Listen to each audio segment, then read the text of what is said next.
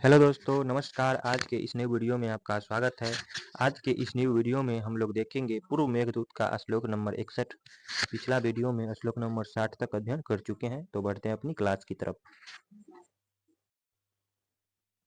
प्रालेयाद्रे उपतटमति रम्यतां अस्तान् विशेषान् हंसद्वारं भृगुपति यशो वर्तमयते क्राञ्चरन्ध्रम् तेनोदीचिं दिशमनुसरे तिर्यगायामसोऽभि श्यामपादो बलिनियमना अविउद्यतस्येव विष्णु।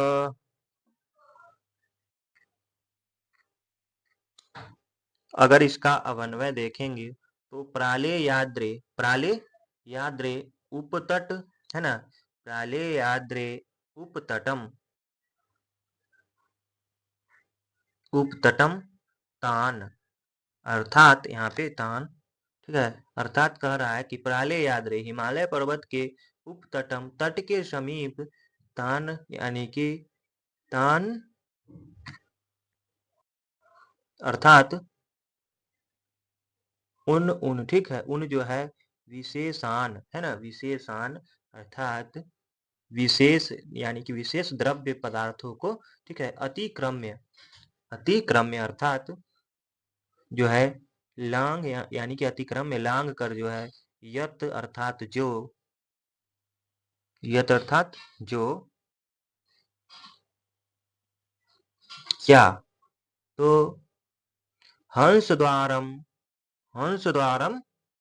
भृगुपति यशोवर्तम अर्थात जो है हंसों के मार्ग, परशुराम के यश का मार्ग, ठीक है। क्रौंच रंध्रम, क्रौंच पर्वत का छिद्र, ठीक है।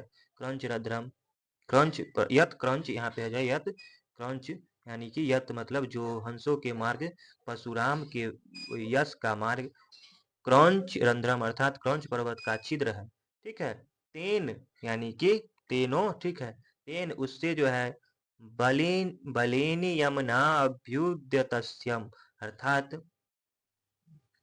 है ना, यहाँ पे बलिनी यमुनाभ्युद्यतस्येव अर्थात यानी कि कह रहा है कि बलि नामक दैत्य के बंधन के लिए समुद्यत विष्णु अर्थात यहाँ पे विष्णु अर्थात विष्णु के श्याम यानी कि विष्णु के क्या, तो श्यामले पावइव यानी कि यहाँ पे इव अर्थात पावइव अर्थात चरण के जो है समान, तीर्य गायामशोभी यानी कि तीर्य गायामशोभी अर्थात जो है तिरछे विस्तार रूप में सुशोभित होते हुए, उदीचिम अर्थात यहाँ पे उदीचिम, ठीक है, अर्थात उदीचिम अनुसरे, उदीचिम अनुसरे,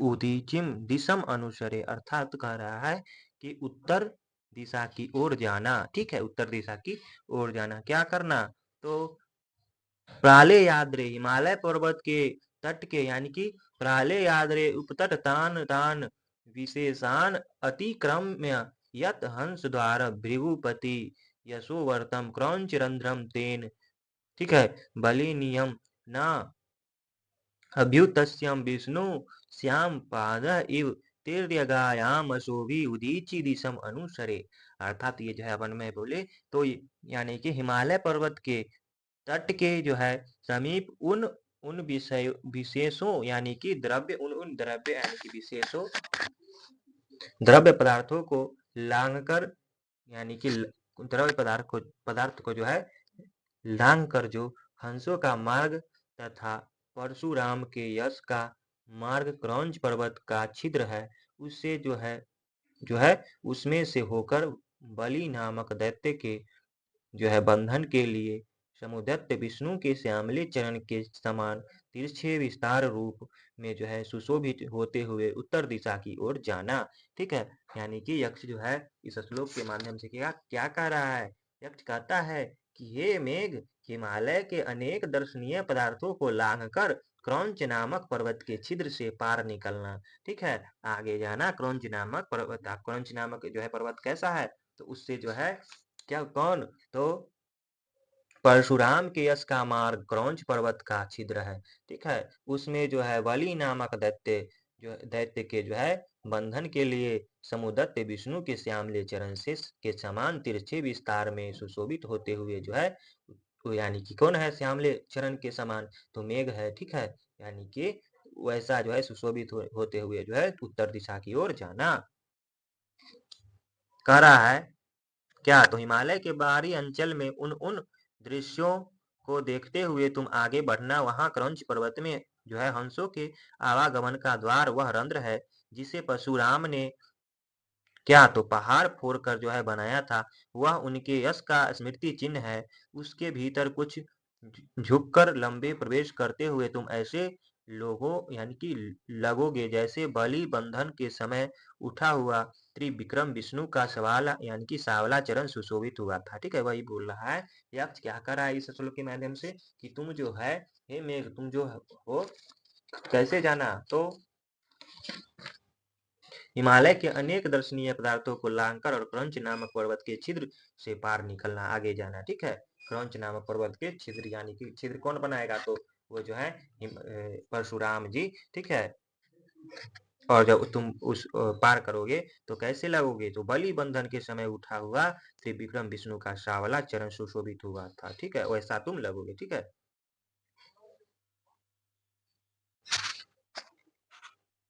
गत्वा चोर्ध्वं दशमुखभुजोच्च वासितप्रस्थसन्धे कैलासस्यातिदशवनिता दर्पणस्यातिथिस्या शृङ्गोच्छायै कुमुदविसेदये यो वितते स्थितः खम् राशीभूतः प्रतिदिन इव त्र्यम्बकस्याट्टहासः। अगर इसका अवन्वय देखेंगे तो क्या है? ऊर्ध्वम न ऊर्ध्वम च।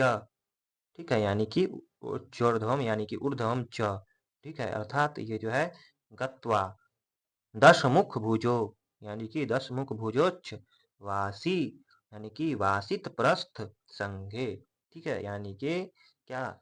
तो ऊर्ध्वम च गत्वा दशमुख भुजोच्च वासित प्रस्थ संघे त्रिदश वनिता त्रिदश वनिता दर्पणस्य त्रिदश वनिता दर्पणस्य कैलाशस्य अतिथिस्या यानी कि यहाँ पे अतिथिस्या अर्थात कह रहा है क्या कह रहा है? ऊर्ध्वम च अर्थात और ऊपर गत्वा यानी कि जा करके और ऊपर जा करके दशमुख यानी कि दशमुख भुजोच्छ्वा यानी कि दशमुख भुजोच्छ्वासित प्रस्थ यानी कि प्रस्थ संज्ञे अर्थात वो जो है कह रहा है कि दशमुख वाले रावण की जो है भुजाओं के द्वारा जिसके शिखरों के जोर स्थिर किए गए हैं। ठीक है, यानी कि और ऊपर जाके जो है दशमुख वाले रावण की भुजाओं के द्वारा जिसके शिखरों के जोर स्थिर किए गए हैं त्रिदश यानी कि टी 10 वनिता दर्पणस्य अर्थात देवों की वनिताओं के दर्पण कैलाश पर्वत के यानी कि कैलाश पर्वत के जो है अतिथि होना। ठीक है, यह यानी कि यह अर्थात जो कैलाश क्या? तो कुमुद यानी कि कुमुद विदिशय यानी कि जो कैलाश जो है कुमुदों के समान विशद श्रृंगोच्छाय यानी कि श्रृंगोच्छाय अर्थात यहाँ पर जो है बोल रहा है ऊंचे शिखरों के द्वारा खम अर्थात गगन को जो है, खम अर्थात यहाँ पे गगन को जो है वितत्य यानी कि वितत्य प्रतिदिनम, वितत्य यानी कि प्रतिदिनम यानी कि अर्थात व्याप्त करके जो है प्रतिदिन के जो है राशिभूत यानी कि राशिभूत एक एकत्रित हुए त्रिअंबिकम अर्थात भगवान शिव के जो है अट्टहास यानी कि अट्टहास इव अर्थात अट्टहास के समान स्थित यानी कि स्थित है, अट्टहास के समान यानी कि स्थित अर्थात स्थित है। ठीक है, स्थित यहाँ पे तो इसका जो है क्या होगा कि वो जो है कह रहे हैं उसके बाद जो है क्या, तो वहाँ जो है उस छिद्र के माध्यम से जो है कि उस पर्वत पर जो है जाना और क्या क्रौंच नामक पर्वत जो है उसके छिद्र से जो है बाहर निकलना यानी कि पार यानी कि छिद्र से पार निकलना और क्या, तो और उसके बाद जो है और उस क्रौंच रंध्र से बाहर निकलकर जो है ऊपर की ओर जाकर दशमुख वाले रावण की भुजाओं के द्वारा ढीले किए गए शिखरों के जोर वाले और देवताओं की जो है भुजाओं के द्वारा ढीले किए गए शिखरों के यानी कि वो जो है रावण की भुजाओं के द्वारा ढीले किए गए शिखरों के जोर वाले और देवताओं की जो है वनिताओं के दर्पण कैलाश पर्वत के अतिथि होना। ठीक है, जो कुमुदों के समान श्वेत उन्नत शिखरों के द्वारा गमन को अभिव्याप्त करके प्रतिदिन के एकत्रित हुए महादेव की अट्टहास के समान स्थित है। ठीक है, अर्थात वो जो है यक्ष कहता है, क्या कहता है कि यक्ष कहता है कि हे मेघ, क्रौंच रंध्र के से निकलने के पश्चात कैलाश पर्वत के अतिथि बनोगे तुम। ठीक है, अर्थात वहां से आगे बढ़कर कैलाश पर्वत के अतिथि होना, जो अपनी शुभ्रता के कारण देव यानी कि देवगणाओं यानी कि देव देव देवगणाओं के लिए दर्पण के समान है। ठीक है, उसकी धारों के जोर रावण की भुजाओं से जो है झरझराए जाने के कारण ढीले पड़ गए हैं। वह कुमुद के पुष्प जैसी श्वेत बर्फीली चोटियों की ऊंचाई से आकाश को छाए हुए ऐसे खड़ा है मानो शिव के प्रतिदिन के जो है अट्टहास का ढेर लग गया हो। ऐसा कौन है, तो वही क्रौंच जो है यानी कि कौन, तो क्रौंच नामक पर्वत। ठीक है, अगला श्लोक है उत्पश्यामि त्वयि तटगते स्निग्धविन्याङ्गजनाभे सद्यकृत द्विरदशनश्छेदगौरस्य तस्य शोभामद्रे अस्तमितनयन प्रेक्षणीयां भवित्री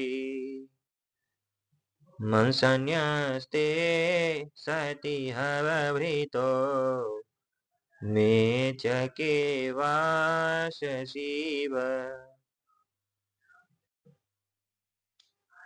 अगर इसका अवन्वय देखते हैं, तो स्निग्ध भिन्नांग जनाभे अर्थात अर्थात चिकने और पिसे हुए काजल के समान कांति वाली त्वयी जो है अर्थात तुम्हारे तटगते तट पर पहुंचने पर सद्यः कृत द्विरद अर्थात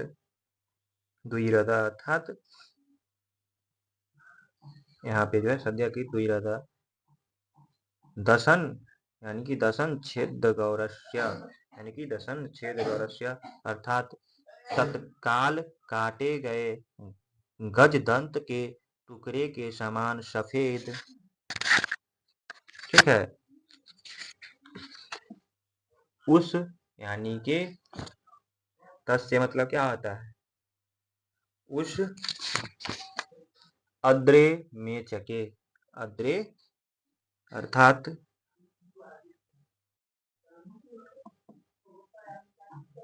यहाँ पे अद्रे में चके अर्थात वो जो है कह रहे हैं पर्वत के नीले वाससी अर्थात नीले वस्त्र को वाससी, ठीक है।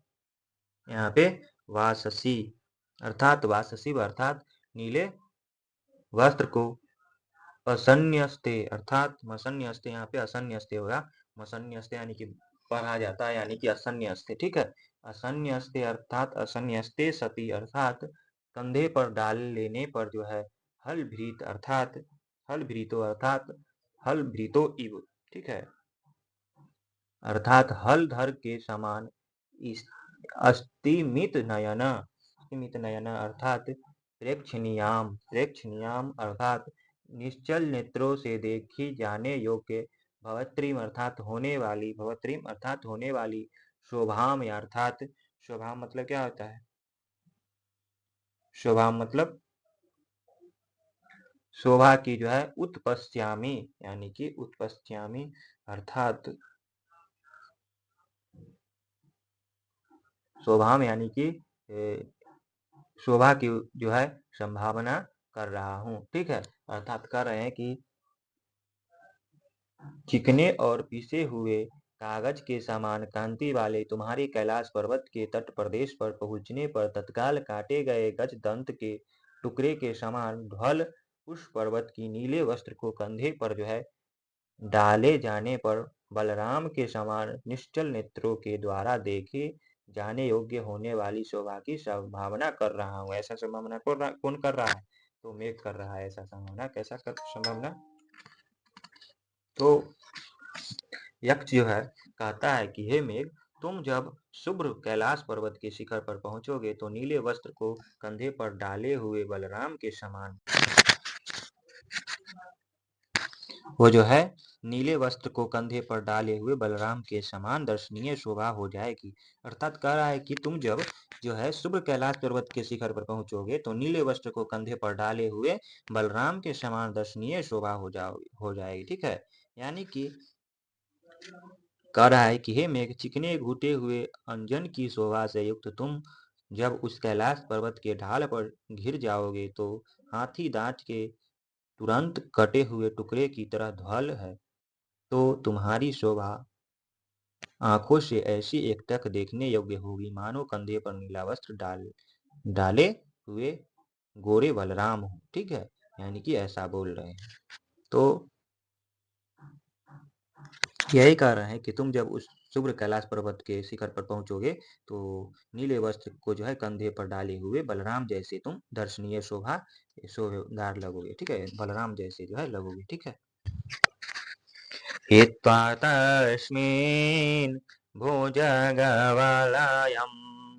शम्भुना दत्तहस्ता क्रीडाशैले यदि च विरचेत् पादचारेण गौरी भङ्गिभक्त्या विरचितवपु स्तम्भितान्तः जलौघः सोपानत्वं कुरु मणितटात् रोहणाय अग्रयायी।